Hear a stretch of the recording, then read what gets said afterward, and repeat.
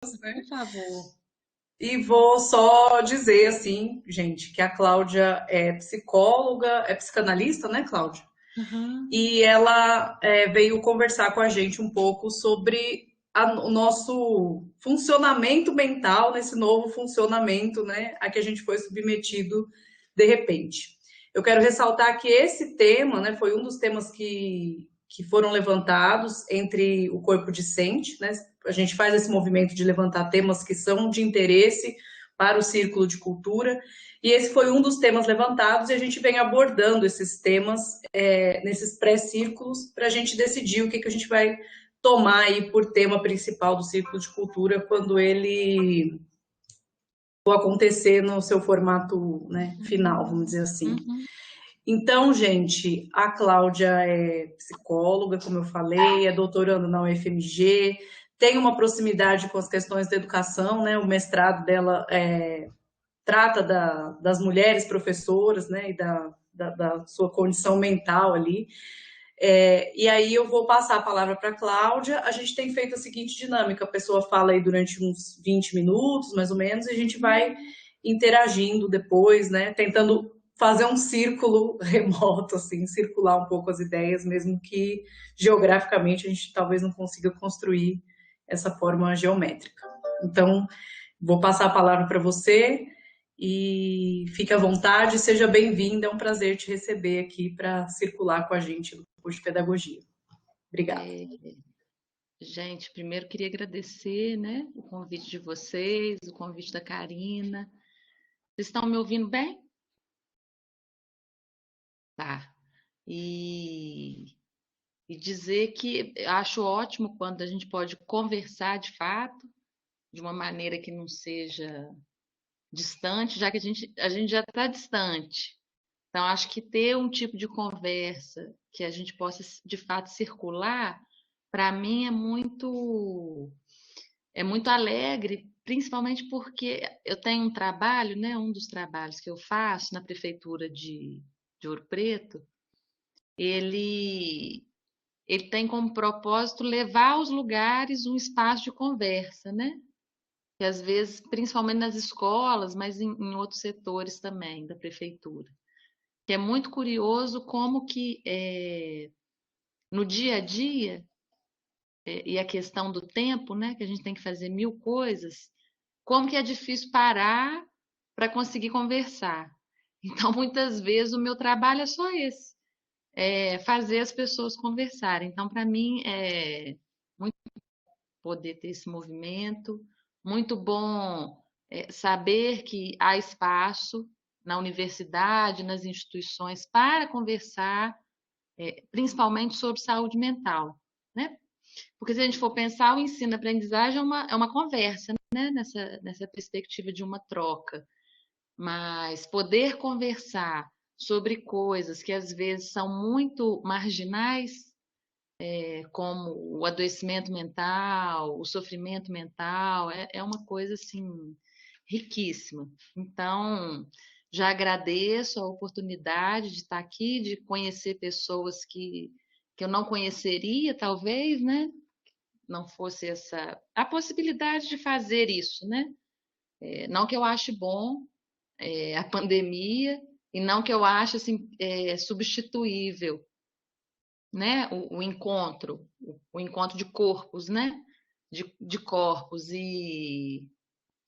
mas, né, nós vamos levando, né? A gente vai aprendendo outras formas de conviver, de encontrar, enfim. Bom, a Mical já falou um pouquinho, eu sou psicanalista, né? Minha graduação é em psicologia, depois eu fiz uma especialização em ciência da religião e fui para o mestrado em educação por uma contingência do meu trabalho, porque eu trabalhava com as professoras e comecei a achar estranho tanto que elas adoeciam. E porque não sabia, eu era de outra área quando eu comecei a trabalhar na prefeitura de Ouro Preto. Trabalhava muito com psicologia hospitalar. Então, para mim foi uma novidade. E aí eu fui fazer o mestrado exatamente sobre isso, as questões do mal-estar relacionadas à questão do feminino. E aí, atravessando o mestrado, e nas práticas que eu tinha do trabalho, eu sempre fui muito próxima da literatura. das letras, da letra. E então fui fazer agora o doutorado em literatura. Continuo trabalhando sobre o feminino desde da graduação. Eu acho que a gente que é pesquisadora, a gente sabe que tem um fio que ele ramifica em outras coisas, mas é um fio que está ali, né? Talvez é o fio da nossa vida, né?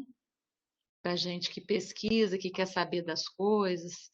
Enfim, quando a Karina me convidou e me falou um pouco do que seria, e ela um dia me mandou assim, Cláudia, ó, a ideia era essa daqui, tenta bolar um título pro encontro e tal. Aí eu falei, nossa, eu vou fazer isso, né? Agora, que nome que eu vou dar? E aí eu fiz assim, eu peguei um dia e fui escrevendo algumas palavras que me vieram na cabeça e várias coisas, inclusive assim, que eu acho que a gente está cansado de ouvir, né? Do tipo, os efeitos da pandemia, os efeitos da quarentena, o que fazer com a quarentena, o que fazer com a pandemia, com o isolamento, o que isso causa. E aí eu cheguei, acho que fui chegando próxima de uma experiência minha, né? Que voltei lá no ano passado, quando isso aconteceu, e a vida era uma, e aí me veio essa pergunta, né? Com essa afirmativa, assim, modificaram, atualizaram a vida sem nos preparar. E agora? Né? E aí eu mandei essa pergunta, e aí me mandaram de volta, complementando, a Karina, quando me mandou o convite, me mandou, eu achei fantástico a complementação do título, que foi, né? Como circular. Né? Porque se a gente for pensar, o que é um círculo, né? Quando a gente pensa nessa palavra, né, nesse verbo do circular, me remete tanto ao círculo, né?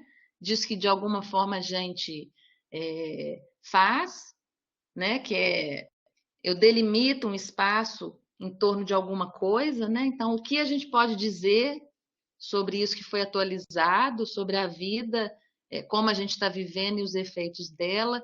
Mas mais do que isso, eu pensei muito no caminho, né? No trajeto. Como que a gente pode continuar vivendo com uma vida completamente atualizada e num estado assim de certo susto, né? Porque quando a gente soube disso, da pandemia, a gente não sabia o que, que viria, como que seria, se a gente for pensar há um ano atrás, né? A gente estava assim, meio que assim, nossa, a coisa é feia, mas acho que daqui a 4 meses as coisas já estão melhores, né? Pelo menos assim, particularmente, eu tinha muito essa sensação de que, opa, né, daqui a pouco, só que aí o tempo foi passando, foi passando, foi passando e está passando, né?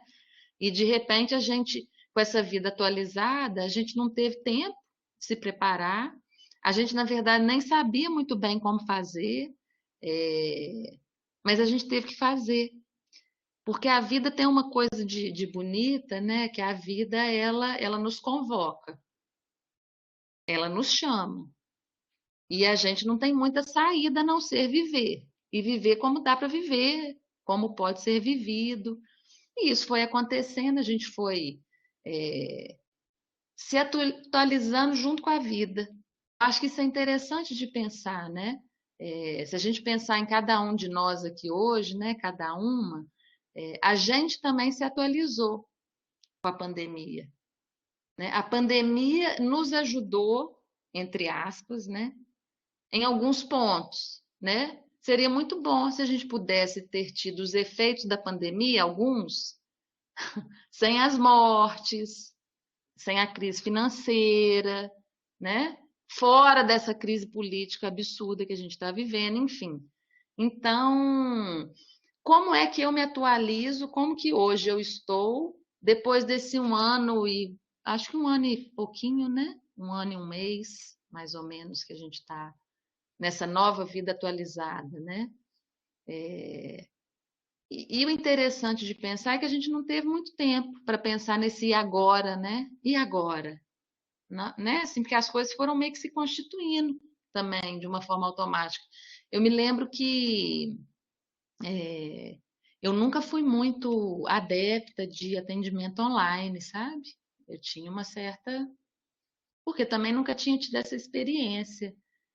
E aí foi curioso, porque a princípio eu falei assim, nossa, como é que eu vou fazer? Acho que vou cancelar por um tempo, porque vai voltar, a gente volta para o consultório e tal. Bom, e tem 1 ano e 1 mês que eu não atendo nenhum paciente de forma presencial. Todos estão tendo atendimento online e, curiosamente, não foi uma coisa que prejudicou completamente os tratamentos e os fluxos. Eu me lembro que no início eu ficava muito cansada, porque ficava preocupada, né? Se alguém ia ouvir, se o microfone ia funcionar, se a internet não sei o quê, aonde que eu estava. Tinham 1000 preocupações, tinha que organizar 1000 coisas. Agora, depois do tempo passado, da experimentação sobre a coisa, é pegar o computador, o telefone, ligar, né? Se tiver algum barulho, se a internet cair, a gente vai ter que dar um outro jeito de lidar. Então, a possibilidade da vida nos tratar, quando a gente se deixa, quando a gente não se coloca numa posição extremamente rígida, a vida vai nos tratando nesse ponto, né? Se a gente for, vai nos curando, né? Tô pensando aqui no queijo, né? O queijo curado. É o tempo que cura o queijo. Então, tem algo disso, né, que eu estou querendo começar a trazer, que tem a ver com os efeitos do tempo em nós, quando nós temos uma certa abertura para o tempo também, né? Então, mas apesar disso, né, em algumas coisas que a gente se adapta, vão existir as outras que a gente não vai se adaptar nunca e nem tem, né? Se a gente for pensar no número de pessoas que morreu, né, lá no início, quando falava assim, nossa, morreu a primeira, né? Hoje a gente já está num número incontável, né? Se eu falo em 400 mil pessoas, para mim chega num ponto incontável no sentido de nomear cada uma dessas pessoas. E às vezes pessoas que não perderam ninguém por perto, isso vira realmente um número, né? Então esse é outro efeito que a gente está vivendo, que é essa quantificação, né? Porque a quantificação, às vezes, ela leva a esse perigo que é de desqualificar, né? De desnomear, de não poder localizar quem que é aquela pessoa, quem que é a outra. Então, a humanização da coisa vai se perdendo. Então, gente, eu anotei, eu vou falando aqui, mas você pode me cortar, tá? As pessoas também que estão participando, não tem uma sequência no sentido de não preparei um texto, eu preparei mais tópicos que vieram na minha cabeça e eu vou falando. É, eu acho que os efeitos da pandemia, no que diz respeito à saúde mental, tem alguns lugares que a gente precisa ficar atento, né? Porque tem a ver com isso que eu estava falando, desse presente que de repente precisou ser modificado e que vai virar uma outra coisa que a gente nem sabe muito bem o que é, né? Nós estamos vivendo um presente que traz um certo sentimento de provisoriedade que às vezes colocam muitas pessoas em ansiedade, né? Com fobia, com medo. E aí eu anotei aqui alguns sofrimentos, né? Ansiedade, depressão, tristeza, angústia, a solidão, os conflitos que surgiram com a pandemia, conflitos políticos, conflitos às vezes dentro da casa onde mora, né? Porque imagina, pessoas que às vezes ficavam na rua trabalhando, ou porque tinha uma vida social muito ativa, por horas, de repente, todo mundo tem que ficar nas suas casas. E quanto maior o contato, maior a possibilidade de ter atrito. O medo, o pânico, o déficit de atenção, né? Estou colocando assim, a gente pode ficar colocando várias aspas nesses nomes. A compulsão, a toxicomania. Eu estou colocando para vocês, gente, o que as pesquisas têm trazido nos CAPs, nas equipes de saúde mental e no meu próprio acompanhamento de consultório, dos outros trabalhos que eu faço. Então, assim, a depressão, por exemplo, não é uma coisa que vai surgir com a pandemia, né? por ela ser um adoecimento mais grave, geralmente pode ter alguma coisa que desencadeia essa depressão. Então, assim, isso é uma coisa fundamental para a gente pensar, né? A pandemia, ela às vezes ela pode funcionar como um gatilho para algumas coisas que a gente já tem, né? Vamos supor que eu tenho uma tendência à compulsão de compras. Pode ser que isso eu já tenho, já é como, mas eu vou controlando no meu dia a dia com as coisas. Só que de repente eu fico tão ansiosa, tão aflita com a situação que eu estou vivendo, né? Com a pandemia, com o que é incerto, com o que eu não sei que vai acontecer financeiramente, economicamente. Isso pode disparar sintomas. Começa a comprar muito mais do que antes, ou começa a beber muito mais do que antes. E aí vão entrando vários tipos de compulsão. Então, é importante pensar essa diferenciação daquilo que eu já tenho, porque eu tenho ali comigo, né? E de coisas que a própria pandemia pode ser a causa. Por exemplo, ansiedade. Eu posso não ter tido nunca nenhuma crise de ansiedade e, de repente, por conta da vida estar como ela está, isso desencadear em mim uma série de inseguranças que vão desencadear a minha ansiedade. Então, assim, neste momento, o que a gente tem visto nas redes de saúde mental, tanto particular como privada, é um aumento acentuado de casos de ansiedade. Porque a ansiedade, ela está ligada diretamente ao futuro. E a gente está num momento que a gente sabe muito pouco sobre o futuro. A gente planeja e é super importante manter esses hábitos. Não, eu vou planejar, eu vou projetar coisas, eu vou pensar que talvez daqui a um ano pode estar assim, porque isso é importante para nos agarrar à vida, né? Porque quando a gente desagarra muito da vida, a gente pode ficar deprimido, por exemplo, que a depressão é esse desligamento, né? Então percebe que às vezes um adoecimento mental, um sofrimento mental, ele se articula a outro também, né? Então isso é importante de perceber. Então voltando na questão da ansiedade, o que tem acontecido? Esse aumento dessa impossibilidade de lidar com aquilo que a gente não sabe, com aquilo que nos aconteceu e que é um grande desconhecido para nós. A gente não tem uma segurança de quando isso que a gente está vivendo vai passar. Aí, de repente, fala assim: as aulas vão voltar. As aulas vão voltar. Aí, de repente, gente, a aula não vai voltar, né? Vamos ver, vamos seguir acompanhando. Então, assim, essa instabilidade, essa dificuldade de saber sobre o futuro, isso gera em nós, em todos nós, uma insegurança. Agora, como cada um lida com a insegurança, isso é particular. Isso é particular. E esse particular tem a ver com o modo como a gente é. Algumas pessoas vão ficar mais tranquilas, vão, sei lá, tem algumas que vão ficar super compulsivas fazendo lá suas tabelinhas, falando que quando que vai, então vamos, 2021 vai ser assim, 2022 vai ser assim.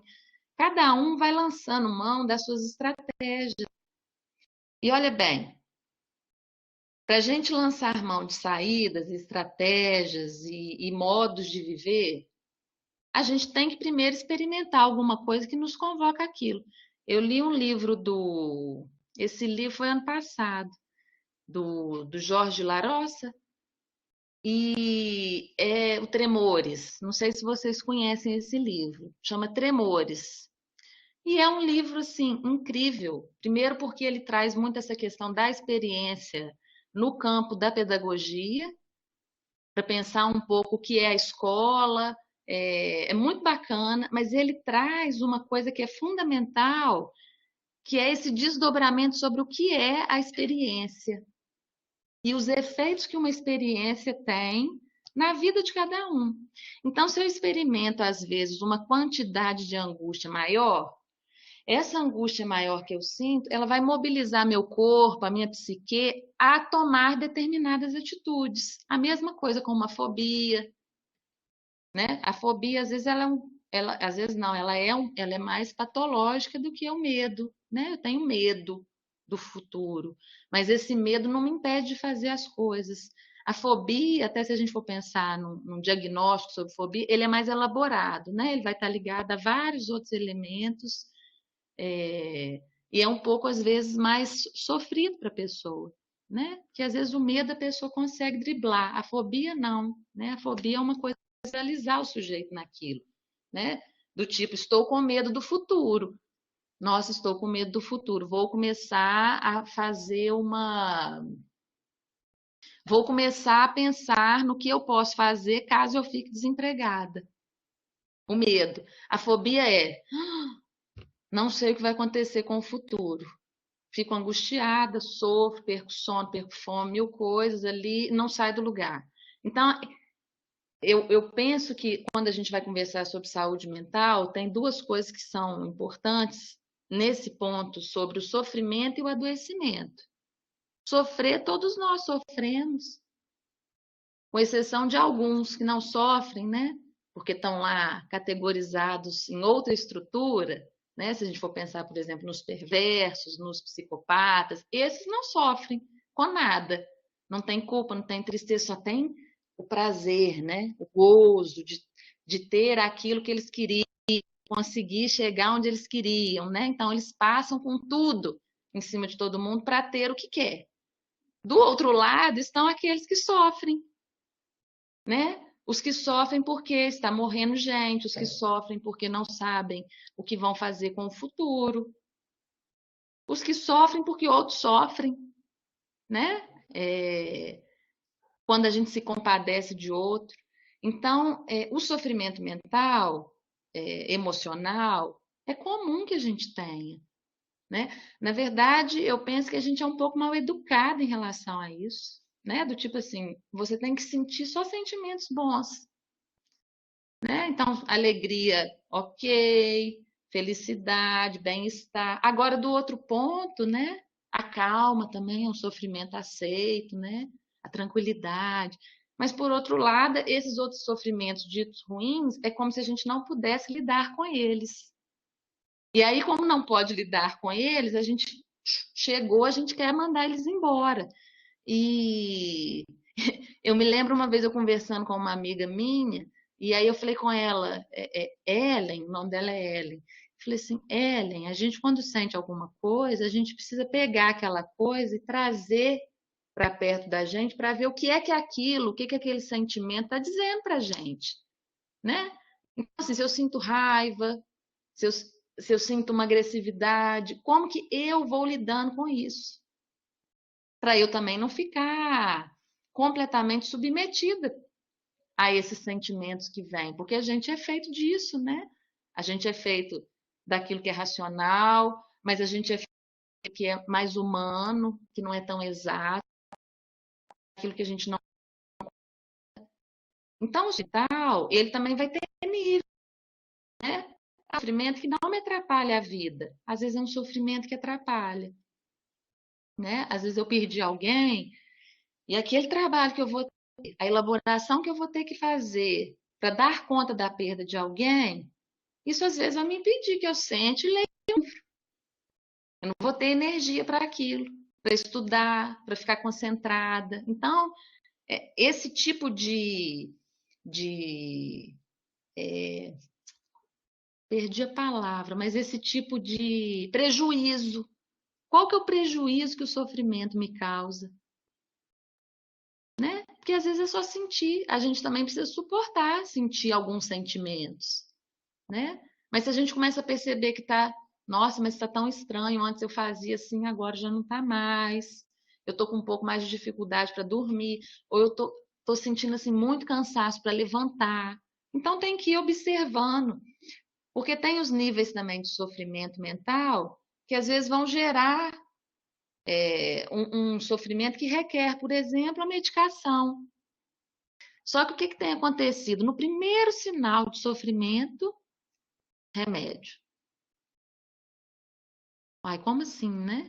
Então, porque para mim remédio é para uma coisa que está insustentável, para uma dor que está muito forte, é, doença grave, alguma coisa que não está funcionando. Então, assim, olha, eu estou muito ansiosa. Será que antes da medicação não cabe um outro movimento? Eu estou muito assim deprimida, estou triste. Bom, será que antes da medicação não cabe uma outra alternativa?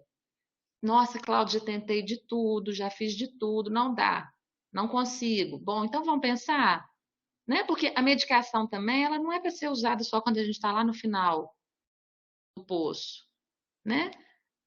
E a medicação, em alguma medida, ela é importante, porque ela dá base, inclusive, para a gente trabalhar algumas coisas na nossa terapia, na nossa análise, ou com quem a gente conversa, né? Tem várias formas da gente se tratar, né? A gente se trata lendo um livro, a gente se trata encontrando com um amigo, hoje em dia mais de forma virtual, mas são tratamentos, como o tempo também é um tratamento, mas não é um tratamento assim milagroso, do tipo assim, eu não faço nada e a coisa acontece. Por isso que tratar e lidar com a saúde mental, com o sofrimento mental, é difícil, porque não existe remédio. Se existisse remédio, né, assim, que maravilha, né, assim, mas não tem, por quê? Porque não é uma coisa que é orgânica, né? Tem alguns tipos de adoecimento mental, né, de uma patologia mental que requer, porque tem alguma coisa no orgânico que não está funcionando, então você vai precisar, né, dependendo lá, transtorno de humor, tem uma variação de uma substância no corpo, existe uma substância que você pode tomar que vai fazer aquele equilíbrio. Então, esse tipo de atenção é importante a gente ter, sabe? Então, assim, esse grande dilema que nós estamos, né? A vida e a morte. Como é que a gente vai vivendo entre a vida e a morte, assim? Mesmo que a gente não fale, que a gente não discuta, que a gente não sofra, esse componente dessas perdas que a gente está vivendo, das situações, que as perdas não são só de pessoas, não. As perdas são de condições, de espaços, perdas de contato, né? Isso vai abrindo buracos em nós. E aí, como nós vamos lidando com isso? Como é que a gente compõe entre a vida e a morte, né? Que esse é realmente o nosso caminho, né? Assim, para além, que aí tem o que cada um acredita, desse antes e desse depois, mas esse fio entre o momento que a gente nasce e o momento que a gente morre, às vezes ele é encurtado, né? Por determinadas coisas que a gente vive, ou a vida e a morte do outro. Agora, o que que a gente coloca nesse meio? Que caminho é esse, né? Que a gente faz? Como é que a gente compõe isso, né?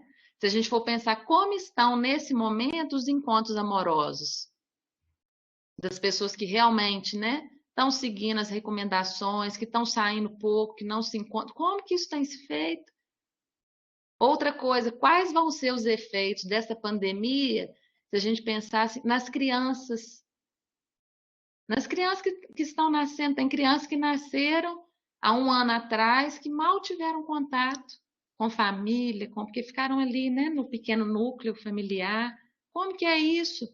Essas interações que estão sendo diminuídas, reduzidas, como que vai ser?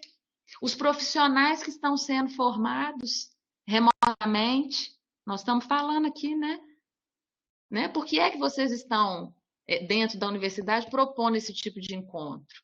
Né? Acredito que tem uma preocupação com isso, né? Como as pessoas estão atravessando? Como que elas estão se formando com tudo isso? A rotina e o cotidiano, como que a gente se articula, né? De repente eu tinha uma rotina, né? Eu saía de casa, eu ia trabalhar, eu tinha um horário para ir. De repente abre. E aí muita gente se perde nesse aberto, né? Como não tem ninguém falando na hora que é a aula, eu posso assistir depois, ou depois eu faço isso, eu estou em casa, esse conforto, né, da casa. Quando se está em conforto, né? Porque às vezes a gente fala muito desse lugar, né? Assim, mas nem todo mundo tem conforto para estar em casa. Nem todo mundo tem privacidade. Às vezes a casa é um ambiente do conflito. Então tem esses dois abertos, né? Tem o aberto relativamente confortável e tem esse aberto assim desconfortável demais, né? Que é, o que que eu vou fazer com a minha rotina dentro da estrutura que eu me encontro, da estrutura de casa, da estrutura familiar, da estrutura amorosa. Aí eu coloquei aqui, né? Como é que estuda no meio disso tudo? Como é que a gente faz para estudar? Né? E às vezes a gente tem que ser um pouco rigoroso, sabe? Porque se a gente deixar a coisa só indo assim, quando vê, a gente já se perdeu, aí tá tudo assim uma bagunça, a gente vai desligando, vai ligando em coisas às vezes que não tem nada a ver, que não faz sentido. E olha que bacana, para muita gente estudar nesse momento foi assim, a grande saída, né? A produção, aumentar a produção, né? Ah, eu tenho escrito mais, eu tenho lido mais. Só que isso também às vezes demora, né? Sabe quando você tem que ir tranquilizando para que as coisas aconteçam? Só que às vezes não dá tempo de tranquilizar, porque tem datas. A gente lida com isso, tem horários, né? A gente que está aqui, pelo menos, a gente está dentro de um sistema aí, né? Nós combinamos um horário hoje, então a gente está se orientando por isso, né? E às vezes assim, nossa, exatamente naquele dia que eu tenho que ir lá falar, ou que eu tenho que fazer uma prova, é exatamente um dia que eu posso não estar legal com alguma coisa, né? Bom, e aí eu pensei uma coisa assim, porque é um tema para mim muito caro, né? Que eu sempre gostei de estudar, quando Freud fala lá do texto dele do mal-estar na civilização. E aí é muito interessante, né? Porque nós estamos vivendo isso. O Freud vai falar, né? Tem três coisas, as três coisas que mais causam mal-estar, né?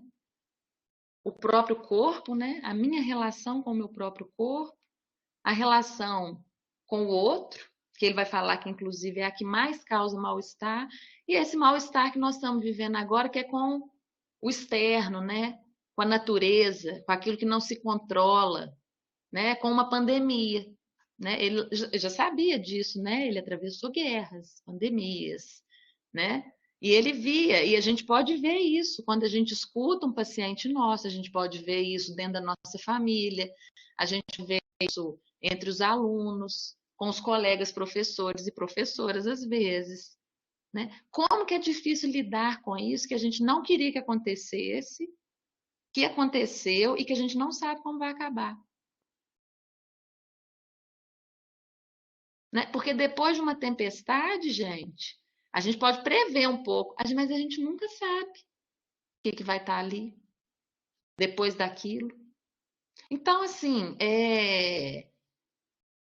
nesse ponto é o grande perigo, porque geralmente o mal-estar ele tem um efeito em nós que é a angústia, né? A angústia é um pouco diferente da ansiedade. A ansiedade a gente consegue localizar um pouco mais. Nossa, estou ansiosa porque meu celular quebrou e parou de funcionar. Não sei como é que eu vou fazer para falar com as pessoas. Isso é ansiedade. A ansiedade a gente geralmente consegue identificar o objeto. A angústia não.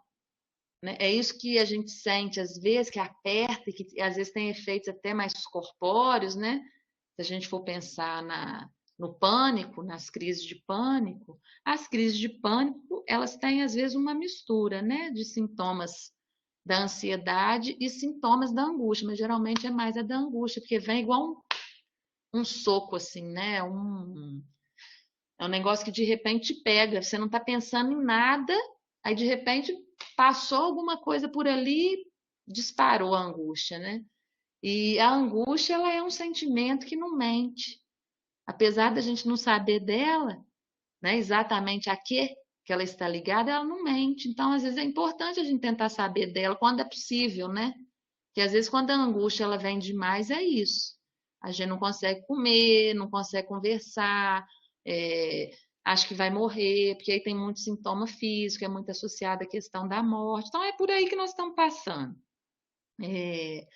É o mal-estar, né? Não tem muito, não temos como escapar disso, mas temos como contornar, circular, né? Essa palavra assim que veio, né? Que eu acho muito boa, porque ela traz o movimento. Parar a gente não vai resolver nada, nada. Nós não vamos resolver nada, nada parados.